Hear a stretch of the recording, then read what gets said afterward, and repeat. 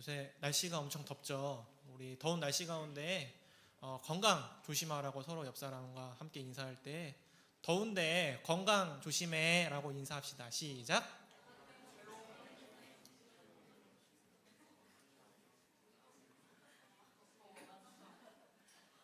더울수록 운동하러 가기 되게 힘든데요. 그래도 운동하셔야 됩니다, 여러분. 건강 잘 지키셔서 또 여러 가지 또 맡은 일들, 또 공부들, 또 사역들 잘 감당할 수 있기를 주님의 이름으로 축복합니다.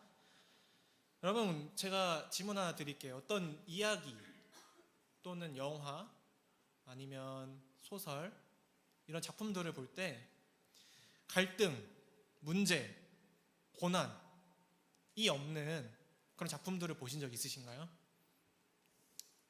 아마 본 적 없으실 거예요. 제가 가장 재밌게 읽었었던 소설 중 하나가 뭐냐면 그 소설 이야기를 좀 드리려고 하는데요. 차인표 또 배우님의 또 작가님이시죠. 언젠가 우리가 같은 별을 바라본다면 이라는 이 소설을 굉장히 재밌게 읽었습니다. 여러분들도 여름 방학 때 이런 명작 한번 읽어보셨으면 좋겠어요. 이 책이 워낙 반응이 좋고 또 뜨거워서 한번 읽어봤는데 그 당시에 제가 읽을 때 작년에 영국 옥스퍼드 대학에서 필독서로 선정될 만큼 전 세계적으로도 많은 사람들에게 사랑을 받은 책입니다. 이 책은 차인표 씨가 백두산에 직접 가가지고 호랑이 마을 직접 탐방하기도 하고 하면서 쓴 정말 사실감 있는 소설인데요. 여기서 용이라는 주인공이 나와요. 주인공 이름이 용이다. 이 용이가 평탄한 인생을 살아왔냐? 그렇지 않아요. 어린 나이에 호랑이 잡는 말이라 했잖아요. 호랑이가 엄마랑 동생을 물어가서 비참하게 죽어요. 그래서 이 용이는 호랑이를 잡는 포수가 됩니다. 그래서 호랑이를 열심히 잡는 일. 근데 자기 엄마를 죽인 백호라는 그 호랑이를 막 찾아다니는 거예요. 하얀 호랑이는 흔하지 않잖아요. 백호. 그 호랑이를 잡아서 복수하려고 하는 그 복수심이 이 소설 내에 쭉 긴장감을 보조시키고 있고, 또 하나의 긴장감을 보조시키는 문제는 뭐냐면 이 소설이 쓰여지는 배경이 되는 일제강점기예요. 그래서 일제 순사들이 막 이 마을을 수탈하고 녹고릇이란 녹고릇은 다 가져가고 또 처녀들, 어린 여성들을 막 강제로 데리고 가고 이런 소용돌이 속에서 진정한 사랑, 그리고 진정한 치유, 진정한 위로, 인간미 이런 것들은 어떤 것인가 하는 것을 이 스토리를 통해서 풀어나가는 소설이 바로 이 언젠가 우리가 같은 별을 바라본다면 이란 소설입니다. 제가 이 소설에 대해서 간단히 설명드린 것처럼 문제들이, 갈등들이 항상 모든 작품들 가운데 드러나죠. 전문 용어로 작품 안에 문제와 갈등들이 들어간다는 것을, 그 요소들을 뭐라 그러냐면 서사적 갈등이라고 합니다. 이게 이야기의 흐름을 이끌어가는 핵심적인 긴장 요소를 말하는 것이죠. 주인공이 해결해야 할 문제, 어떤 위기, 대립 구조들, 이것이 서사적으로 이야기가 흘러가려면 어쩔 수 없이 그리고 필수적으로 필요하기 때문에 서사적인 갈등 구조라고 표현하는 거예요. 이런 점에서 생각해 봤을 때 우리가 읽는 소설이나 영화 속의 이야기 구조와 우리의 인생이 너무 닮아 있다는 생각이 들었습니다. 우리 인생 가운데에 크든 작든 문제가 없는 사람이 있나요? 없죠. 문제가 없는 순간도 없어요. 참 놀랍게도. 고난이 없는 시절은 우리 살아가면서 잠시 잠깐 있을지 모르겠지만 거의 없습니다. 그런 점에서 우리 인생도 결국에는 역으로 따져보면 또 하나의 이야기인 거예요. 자, 오늘 성경 말씀으로 한번 들어가 보기 원합니다. 오늘 본문 말씀도 이야기입니다. 겉으로 보기에는 재미없는 족보입니다. 그냥 이삭이 누구를 낳게 될 거고 어떻게 될 거고. 그런데 사실은 서사적 갈등 구조가 있는 이야기예요. 오늘 본문으로 들어가서 설명을 드리기 전에 간략하게 앞 내용을 설명드리겠습니다. 배경을 조금 알아야 되잖아요. 우리가 어떤 이야기를 듣더라도. 창세기 12장부터 25장, 오늘 25장이죠. 그 사이에 무슨 일이 있었냐면 아브라함의 인생을 다뤄요. 이 성경에서. 무려 15장에 걸친, 성경에서 15장을 한 사람에 대해서 다뤘다고 생각해 보세요. 굉장히 큰 대서사시인데 그 아브라함의 여정이 이제 25장에서 마무리가 되는 겁니다. 이 아브라함의 여정이 마무리될 때 있었던 일이 사랑하는 아내 사라를 장례를 치른 일이었고, 또 그 이후에도 40년 가까이 더 살면서 구두라라는 후처를 가지고 만나고 또 여러 자녀를 낳았어요. 그리고 그 자녀들을 여러 민족으로 흩으면서 하나님이 주신 하나님의 자손이 더욱더 온 세상 가운데 퍼져나갈 것이라는, 그 민족이 창대하게 되리라는 언약이 성취되어 가는 모습들을 보여줍니다. 물론 제대로 된 언약의 씨는 이삭이겠지만, 모든 자산, 유산들, 그리고 자신의 그 언약의 계승자로 이삭을 선택하고 이삭에게 자신의 모든 유산을 다 내어주고 아버지로서의 책임을 다하고 아브라함은 175세까지 살고 세상을 떠납니다. 그리고 그 장례를 치를 때에는 이삭만 치른 것이 아니라 이스마엘과 함께 그 장례를 치르죠. 그래서 그 복이, 물론 언약의 계승자는 이삭이지만 이스마엘도 함께 그 언약 가운데에 축복을 받게 되는 것을 보는데요. 오늘 본문은 이제부터 아브라함에서 이삭으로 언약이 계승되는 전환점에 있는 장면입니다.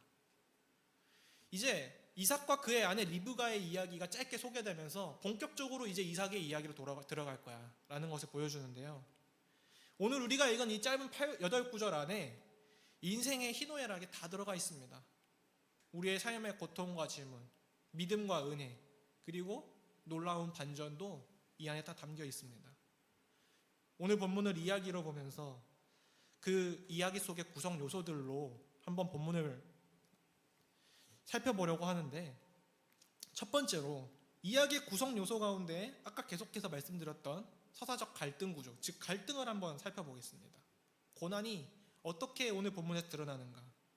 21절을 보면 이렇게 기록되어 있습니다. 우리 함께 읽어봅시다. 21절 말씀입니다. 이삭이 그의 아내가 임신하지 못함으로 그를 위하여 여호와께 간구하매 여호와께서 그의 간구를 들으셨으므로 그의 아내 리브가가 임신하였다니. 여기가 바로 고난의 시작이에요. 아브라함과 사라도 불임이었죠.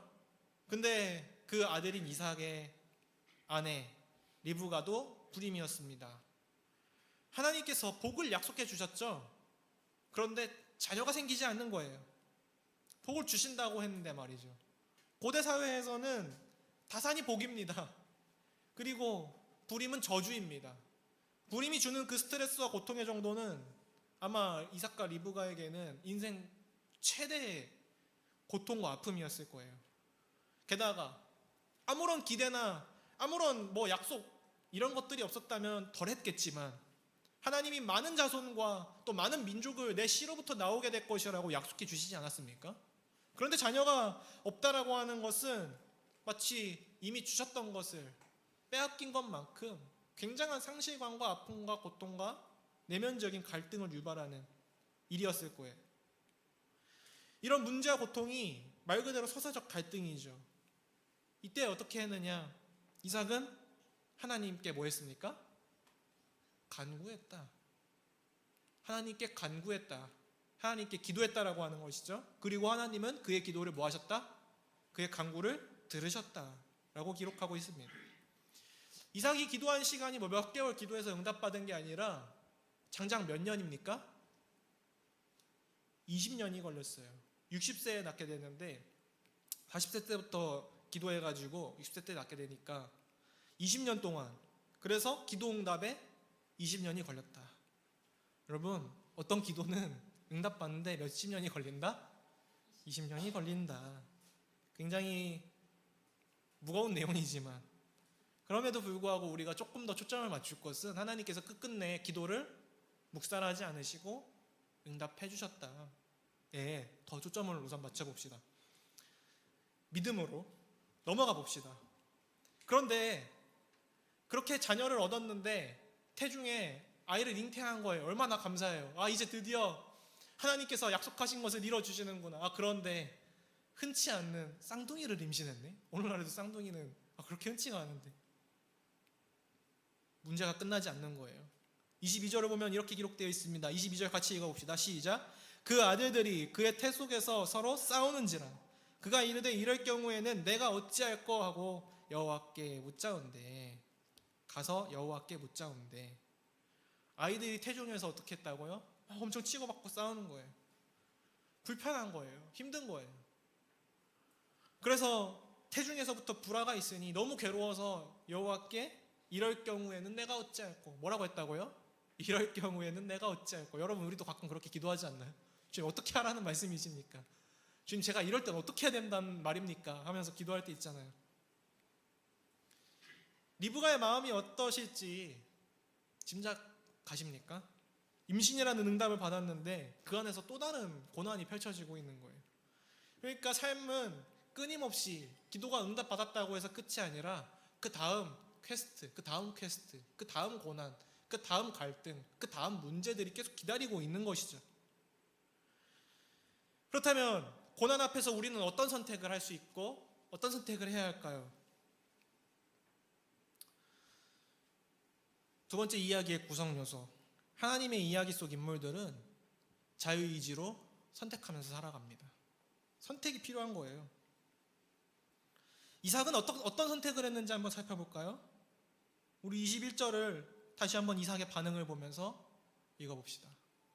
이삭이 그의 아내가 임신하지 못함으로 그를 위하여 여호와께 간구하매 여호와께서 그의 간구를 들으셨으므로 그의 아내 리브가가 임신하였더니. 이삭은 체념하지 않았습니다. 안 되네. 약속해 주셨는데 안 되네. 더 이상 안 되겠다. 1년, 2년, 3년 기도해보고 체념하지 않았어요. 성경에서 남편이 아내를 위해서 명확하게 기록된 기록은 유일무이합니다. 이 장면입니다. 이삭이 리브가를 위해 간구하고 기도했어요. 우리가 봤을 때는 우리 아빠도 엄마를 위해서 기도하고 기도할 수 있지. 나도 내 남자친구 여자친구 위해서 기도하는데. 이 당시는요 근데 가부장 문화예요. 우리가 생각하는 것보다 훨씬 더 많은 의미와 노력과 사랑이 이 안에 담겨있다. 이례적인 장면이다. 고난의 현실 앞에서 이삭은 하나님 앞에 나아가는 선택을 합니다. 자유의지를 가진 신자가 할 수 있는 가장 아름답고 적극적인 반응입니다. 리브가는 어땠나요? 우리가 아까 읽어봤지만 리브가의 반응도 살펴보기 원합니다. 22절을 우리 같이 읽어볼 때는 제가 새번역 성경으로 가져왔어요. 같이 한번 읽어봅시다. 화면에 보시면서 시작. 그런데 리브가는 쌍둥이를 배웠는데 그 둘이 태안에서 서로 싸웠다. 그래서 리브가는 이렇게 괴로워서야 내가 어떻게 견디겠는가 하면서 이 일을 알아보려고 주님께로 나아갔다. 굉장히 중요한 장면입니다. 이렇게 괴로워서야 내가 어떻게 견디겠는가? 내가 주님 어떻게 견디겠습니까? 이러면서 주님 앞에 나아갔다라고 하는 것이죠. 고난 앞에서 종종 우리의 모습 아닙니까? 물론 우리는 반대로 행동할 때도 있죠. 하나님으로부터 멀어진 선택을 할 때도 있죠. 그럴 때 정말 조심해야 됩니다. 우리 모두에게 하나님께서 자유의지를 주셨습니다. 우리는 선택할 수 있습니다. 어떤 선택이에요? 하나님 앞에 나아갈 선택과 하나님으로부터 멀어질 선택. 이 두 선택 중에 우리는 하나를 선택합니다. 그래서 고난은 믿음의 시금석인 거예요. 성경 속 인물들은 대개 그 갈림길 앞에서 하나님 앞에 나아가는 선택을 했습니다. 죽이 되든 밥이 되든 응답을 받든 못하든 일단 나아간 거예요. 내가 듣고 싶은 답을 듣든 내가 듣고 싶지 않은 답을 듣든 일단 하나님 앞에 나아갔다는 그 사실 그 자체가 우리에게 본이 되는 거예요.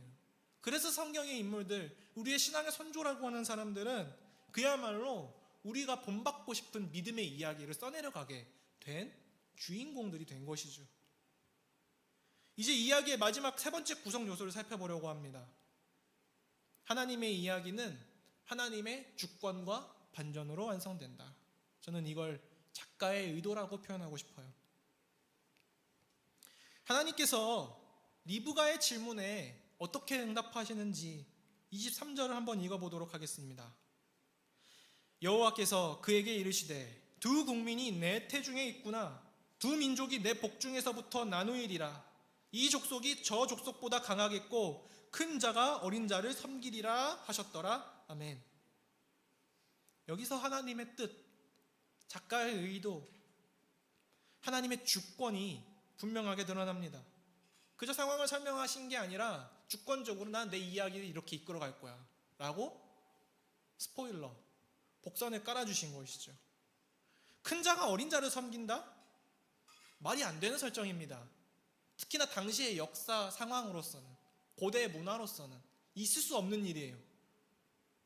엄청난 도전이라는 것이죠. 또 엄청난 반전이라는 것이죠. 로마서 9장에서 사도 바울이 이 장면을 이렇게 해석합니다. 제가 읽어드리겠습니다. 그 자식들이 아직 나지도 아니하고 무슨 선이나 악을 행하지 아니한 때에 택하심을 따라 되는 하나님의 뜻이 행위로 말미암지 않고 오직 부르시는 이로 말미암아 서게 하려 하사. 아멘. 그 자식이 아직 나지도 않고 선이나 악도 행하기 이전에 택하셨다라고 하는 것은 하나님의 의도, 하나님의 주권, 하나님의 뜻, 로마서에는 하나님의 뜻이라고 되어 있죠. 그리고 부르시는 이에 그 선택권을 가지고 하나님께서 은혜를 베풀어 주신다. 하나님의 은혜는 조건이나 자격이 아니라 그분의 주권에서부터 나온다는 것을 보여주는 것이죠. 하나님께서는요, 강한 자, 똑똑한 자, 수능 5, 1등급 맞은 자, 아니면 좋은 직장 다니는 사람, 이런 사람들을 선택하시는 게 아니라 약한 사람, 지금 굉장히 우여곡절을 겪고 있는 사람, 그리고 다른 사람들이 잘 거들떠 보지 않는 사람, 힘들고 어려운 상황 속에서 고군분투하고 있는 그 사람을 쓰신다고 하는 거예요. 에서가 아니라 야곱을 쓰셨고 이스마엘이 아니라 이삭을 쓰셨고. 야곱을 살펴보세요. 나중에 우리 같이 이야기 나누겠지만, 말씀 나누겠지만, 야곱이 뭐 그렇게 내놓을 만한 게 있는 사람인가요? 그런데 하나님은 야곱을 통해 이끌어 가시죠. 조금만 더 스포일러 되는 내용을 24절부터 26절을 같이 읽어보면서 살펴보기 원합니다. 24절부터 26절 같이 읽어보겠습니다. 시작. 그 해상 기한이 찬즉 태에 쌍둥이가 있었는데 먼저 나온 자는 붉고 전신이 토록 같아서 이름을 에서라 하였고, 후에 나온 아우는 손으로 에서의 발꿈치를 잡았으므로 그 이름을 야곱이라 하였으며, 리브가가 그들을 낳을 때에 이삭이 60세였더라. 아멘. 먼저 나온 장자는 에서였고 그는 붉고 전신이 토록 같았다. 여러분, 마치 우리나라 전래동화 같은 거 볼 때 비범한 인물 태어날 때 이런 표현 묘사들 쓰잖아요. 굉장히 비범한 거예요. 태어날 때부터 저희 지안이는 머리가 거의 없는 채로 태어났거든요. 그래서 머리숱 많은 아기들 참 부럽습니다. 근데 태어날 때 전신이 토록 같았다? 부럽습니다. 붉고 또 굉장히 뭐랄까요, 강인한 이미지를 붉다라는 표현으로 당시에 많이 표현했다라는 그런 문서를 본 기억이 나네요. 반면에 야곱은 뒤꿈치 잡고 태어났고 그 이름에서 뒤꿈치 잡고 태어난 자, 또 속이는 자라는 이름을 동음이의어 언어 유희를 해가지고 이 이름에 두 가지 이름의 뜻이 들어가 있는 거예요. 속이고 비열하고 날 때부터 뒤꿈치 잡고 태어나고, 원래 내가 먼저 태어나고 싶었는데 이러면서 자꾸 이미 욕심이 그득하지 않아요? 이 이미지에서 뒤처진 채로 태어나고. 그런데 언약은 결국 누구에게 계승됩니까? 강인한 에서가 아니라 약하고 성품적으로도 문제가 있는 야곱에게 계승이 되는 것이죠. 하나님은 약한 자, 두 번째로 난 사람, 인간적으로는 선택받기 어려운 사람을 통해서 구원 역사를 진행해 나간다고 하시는 겁니다. 그것이 바로 하나님의 주권인 것을 어떻게 하겠어요? 그것이 바로 하나님의 작가의 의도인 것을 어떻게 하겠어요? 너무 하나님 너무하지 않나요? 왜 그렇게 하나님 멋대로 하나님의 이야기를 써내려 가시나요? 왜 하나님 마음대로만 그렇게 하시는 건가요? 라고 생각이 드십니까? 그 질문의 답을 오늘 본문을 통해서도 충분히 주신 것 같아요. 언제나 문제 안에 답이 있고 언제나 말씀 안에 답이 있습니다. 소설 및 극작품의 이야기에도 작가의 의도가 다 담겨 있죠. 그 작가의 의도가 뭘까? 하나님이 주권을 이런 식으로 발현하시는 이유가 뭘까? 하나님이 원하시는 것은 도대체 뭘까? 왜 하나님은 둘째를 선택하시고 왜 하나님은 약자를 선택하실까? 그것은 바로 그것이 하나님께서 하나님의 이야기를 쓰실 때에 의도하시는 반전이라는 거예요. 누구도 예측하지 못한, 누구도 생각하지 못한 그 반전을 계속해서 기록한 것이 성경 아닙니까? 그 반전이 너무너무 많이 나와서 성경에선 사실은 우린 성경 이야기를 어느 정도 알게 되면 반전이 클리셰다, 반전이 계속 나오니까 워낙 그렇게 느껴질 정도로. 가장 큰 반전이 뭡니까? 그 중에 가장 우리에게 큰 희망이 되고 소망이 되는 반전이 뭡니까? 복음이죠. 복음. 예수 그리스도죠. 예수 그리스도. 예수님이 오신 그 과정도 한번 떠올려 보십시오. 하나님의 아들이 인간의 몸을 입고 온 것 자체도 반전이고, 왜 그렇게 굳이 약하디 약한, 우리도 이 인생을, 이 몸을, 이 무더위도 견디지 못하는 이 약한 육체를 가지고 살면서 왜 굳이 사람의 몸을 입고 오셨을까? 그가 누구를 위해 죽으십니까? 우리, 나 자신. 그 죽으심도 반전인데, 신이 인간을 위해 죽으신 것도 반전인데, 그 죽으심으로 말미암아 그를 믿는 모든 인류, 그가 품지 못할 사람은 그 누구도 없었다라고 하는데, 그 누구도 품지 못할지, 그 누구도 하나님의 은혜 안에 거할 수 없는 사람은 없을 만큼 그의 죽음은 위대했고, 그의 죽음으로 모든 사람을 다 구원해 주신 것이 가장 큰 반전이죠. 성경에서 보여지는, 또 어쩌면 온 우주 가운데 가장 큰 반전입니다. 그런데 또 그 하나님이 다시 또 지금은 어디에 계신다? 영으로는 우리 가운데 계시고 육으로는 하나님 보좌 우편에 계신다. 하나님 보좌 우편에 올라가신 것도 반전입니다. 이제 오늘 본문을 통해서 확인한 세 가지 요소를 다시 한번 정리해보면 이렇습니다. 첫 번째, 하나님의 이야기는 언제나 고난이 존재합니다. 두 번째, 자유의지를 가진 우리는 선택합니다. 세 번째, 하나님은 그 이야기 가운데 주권으로 개입하시고 반전을 일으키십니다. 여러분, 우리 삶이 하나의 이야기라면 그 이야기를 쓰시는 분은 하나님이시겠죠. 근데 그 이야기는 아무렇게나 흘러가는 이야기가 아닙니다. 하나님께서 직접 쓰고 계시는 사랑의 이야기입니다. 그런데 여기서 한 가지 이야기 질문을 드려보고 싶어요. 여러분 잘 한번 생각해 보세요. 만약 하나님이라는 극작가께서 우리를 이야기 속에 써주시지 않았다면 어떨까? 하나님께서 저와 여러분을 이야기 가운데 써주시지 않았다면. 여러분 요즘 드라마, 영화 보면 아시잖아요. 또 간혹 제가 재미있게 보는 것 중에 유키즈 온 더 블럭 보면 거기에 나오는 출연하는 배우들이 자기가 조연에서 주연으로 가려고, 또 조연에서 그 주연급 조연으로 가려고 얼마나 피나는 노력들, 경쟁들을 합니까? 주연 한번 맡으려고 그 조연으로, 단역으로 처음부터 시작해가지고 또 스텝으로부터 시작하기도 하고 그냥 계속 그 엄청난 노력을 하잖아요. 그런데 우리는 그런 오디션 한번 보지 않고도 하나님 나라 이야기 속에서 이미 각자가 다 주연입니다. 주인공입니다.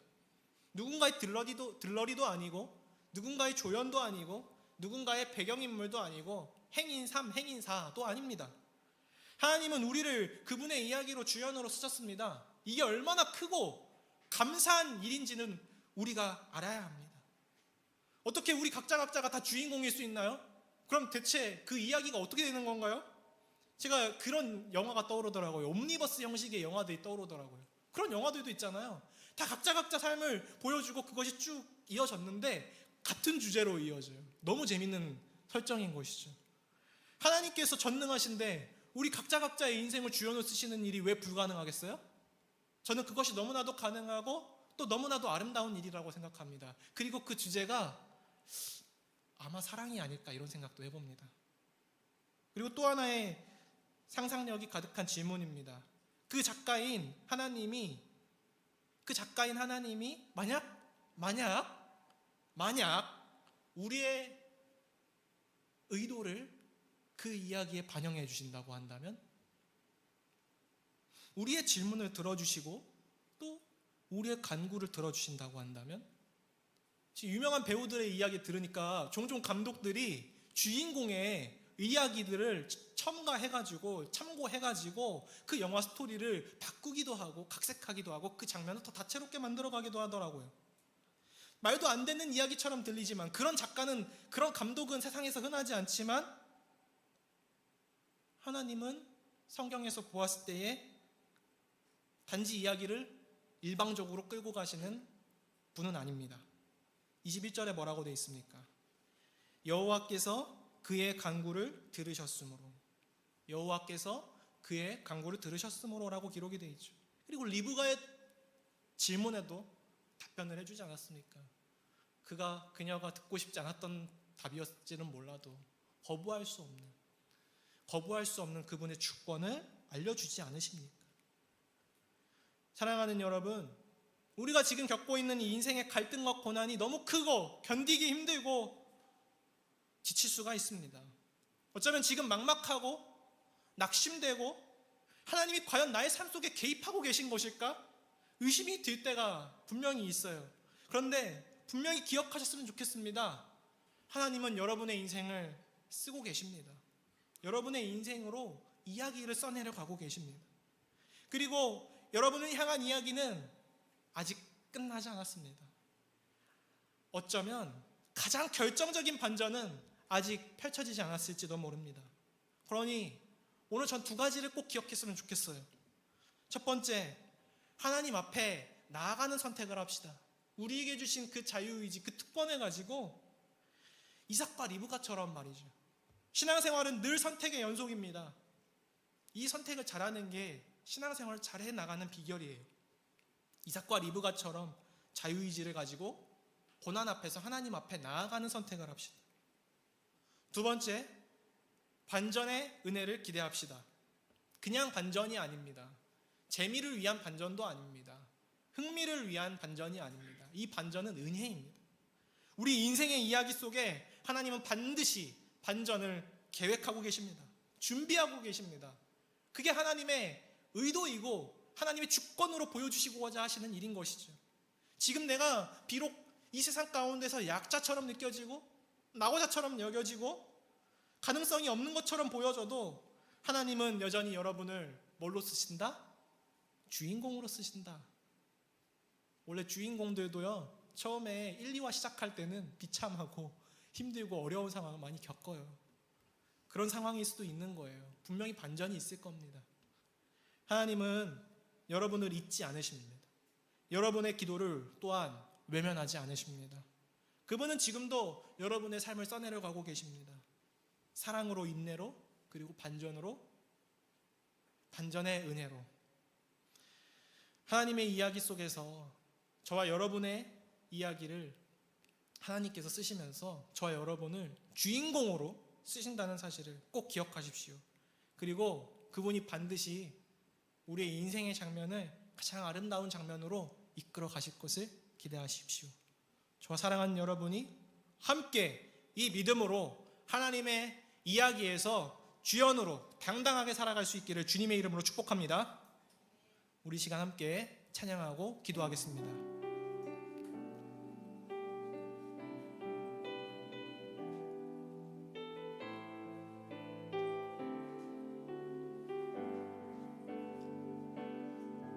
내게 허락하신 시련을 통해 나의 믿음 더욱 강하게 자라나고 험한 산과 골짜기 지나는 동안 주께 더 가까이 나를 이끄시네. 내가 겪는 시험이 어렵고 힘겨워도 내 주님보다 크지 않네. 내 앞에 바다가 갈라지지 않으면 주가 나로 바다 위 걷게 나는 믿네. 주의 능력으로 내 삶 새롭게 되리. 나는 믿네. 주의 능력으로 담대히 나가리라. 주와 함께 싸워 승리하리라. 날마다 믿음으로 난 살아. 우리 처음부터 찬양합니다. 내게 허락하신 시련을 통해 나의 믿음 더욱 강하게 자라나고 험한 삶과 골짜기 지나는 동안 주께 더 가까이 나를 이끄시. 내가 겪는 시험이 어렵고 힘겨워도 내 주님보다 크지 않네. 내 앞에 바다가 갈라지지 않으며 주가 나로 바다 위 걷게 하니 나는 이제 믿겠습니다. 나는 믿네. 주의 능력으로 내 삶 새롭게 되리. 나는 믿네. 주의 능력으로 담대히 나가리라. 주와 함께 싸워 승리하리라. 날마다 믿음으로 난 살아. 우리 다 함께 나는 믿습니다. 나는 믿네. 주의 능력으로 내 삶 새롭게 되리. 나는 믿네. 주의 능력으로 담대히 나가리라. 주와 함께 싸워 승리하리라.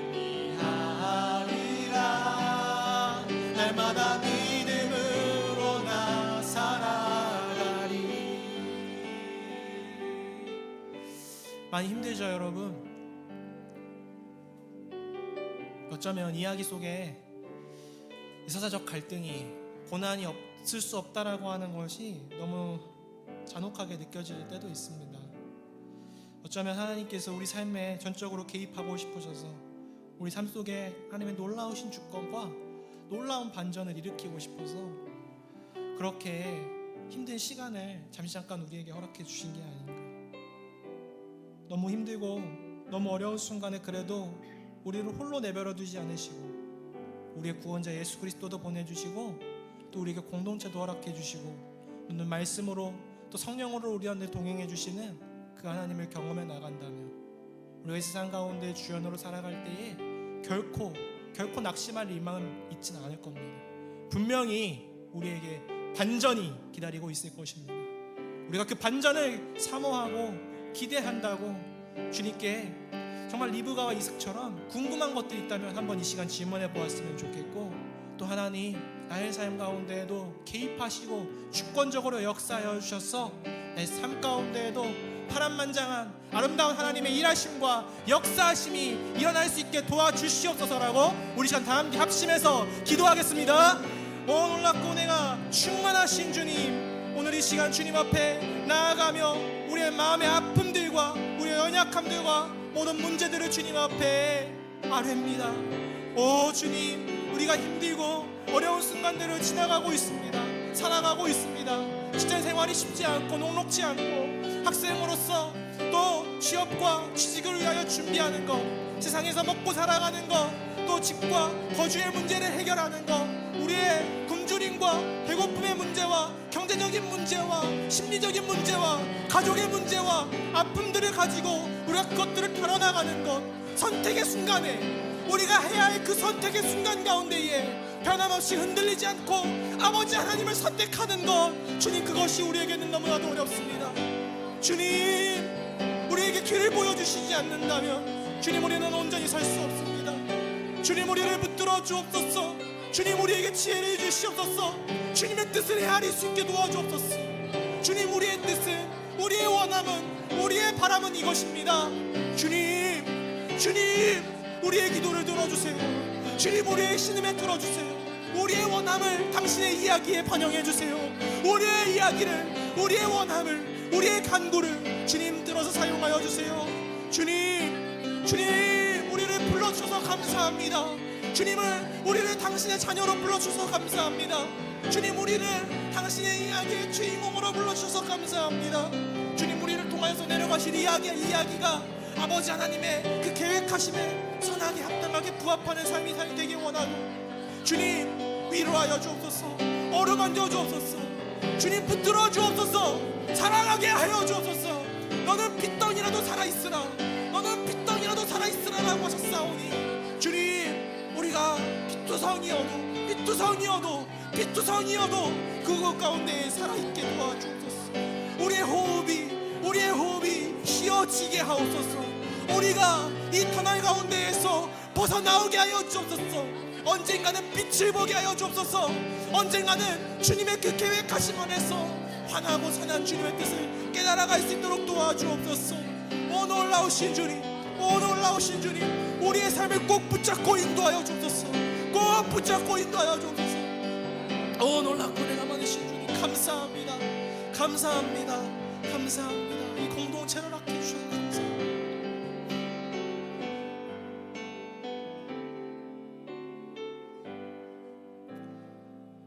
사랑의 주님, 우리 각자를 당신의 이야기의 주인공으로 불러주셔서 감사합니다.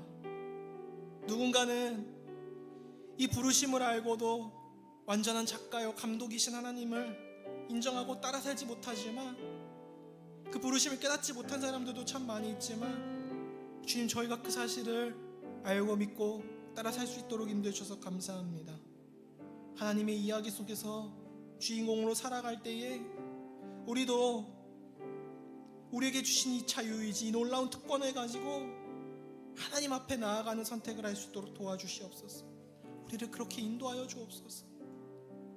또 우리가 이 세상 살아갈 때에 갈등과 문제와 아픔 피할 수가 없지만, 그 상황과 그 문제와 그 자괴감과 그 아픔 속에서 낙담하지 않고 주님은 항상 반전을 준비하고 계십니다. 우리의 선한 감독이신 하나님 아버지는 지금 위대한 반전을 지금 계획 중이시다. 그 반전의 직전 장면 가운데에 폭풍의 전야처럼 지금 내가 힘들고 연약한 시간을, 아픈 시간을, 이 폭풍의 시간을 내가 보내는 것뿐이다 라는 생각을 가지고 주님의 그 선하신 의도, 주님의 그 선하신 계획을 기대하며 살아가게 도와주세요. 주님, 우리를 선한 길로 인도해 주실 줄 믿습니다. 또 우리에게 하루를 살아갈 은혜를 허락해 주실 줄 믿습니다. 주님, 우리에게 지혜를 허락해 주실 줄 믿습니다. 우리를 선한 길로 이끌어 주시고 우리의 이야기를 들어서 아름다운 당신의 이야기의 일부로 사용하여 주시는, 진심으로 감사드리며 우리의 창조주, 우리의 전능자, 우리의 구원자이신 예수 그리스도의 이름으로 기도합니다. 아멘. 이제는 우리 주 예수 그리스도의 은혜와 아버지 하나님의 사랑과 성령의 교통하심이, 사랑하는 주의 자녀 각자가 하나님의 이야기 속에서 모든 주인공, 이 자리에 모인 모든 청년, 고귀한 영혼 한 사람 한 사람 위에 이제로부터 영원토록 함께 있을지어다. 아멘.